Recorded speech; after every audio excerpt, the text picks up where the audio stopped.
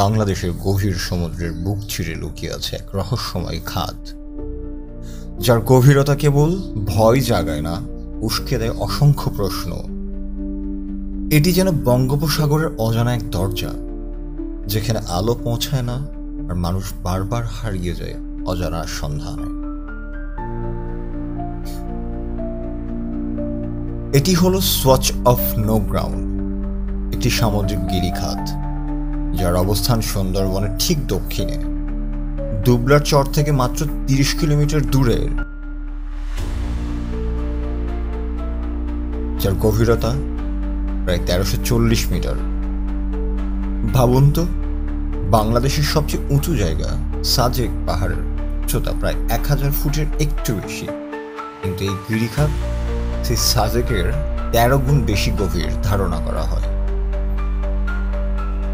1950 সালের দিকে ব্রিটিশ নাবিকরা এই অঞ্চলে জরিপে নামে। তারা নিজেদের অত্যাধুনিক নাবিক যন্ত্রপাতি নিয়ে এসেছিল, কিন্তু আশ্চর্যজনকভাবে কোনো যন্ত্রই তল খুঁজে পায়নি এই খাদের। তারা একে বলেছিল ইট হ্যাজ নো গ্রাউন্ড, সেই থেকেই নামকরণ করা হয় সোয়াচ অফ নো গ্রাউন্ড। তবে গভীরতা এর একমাত্র বৈশিষ্ট্য নয়। এই খাদের নিচে রয়েছে সম্ভাব্য খনিজ সম্পদের বিশাল ভাণ্ডার।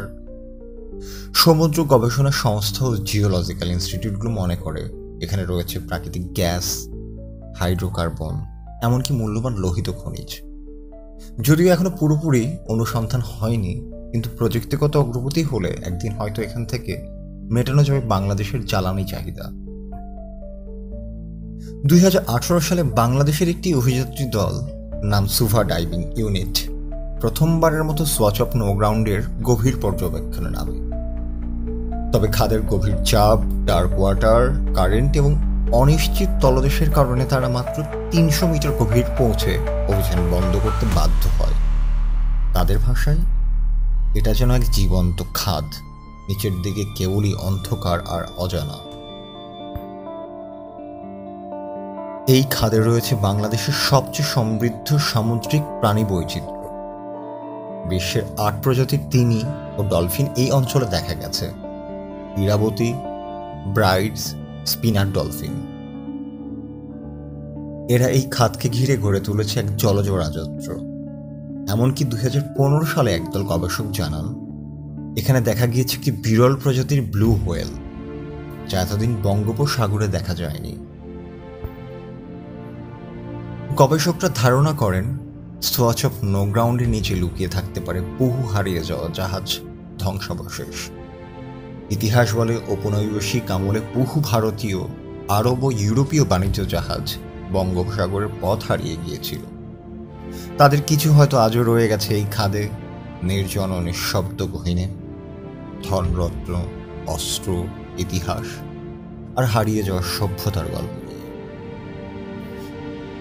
2014 সালে এই এলাকাকে মেরিন প্রোটেক্টিভ এরিয়া হিসেবে ঘোষণা করে বাংলাদেশ সরকার। এটি এখন কেবল একটি গিরিখাত নয়, বরং বাংলাদেশের সমুদ্র বৈচিত্র্যের শেষ ভরসাস্থল। তবে রহস্য এখানেই শেষ নয়।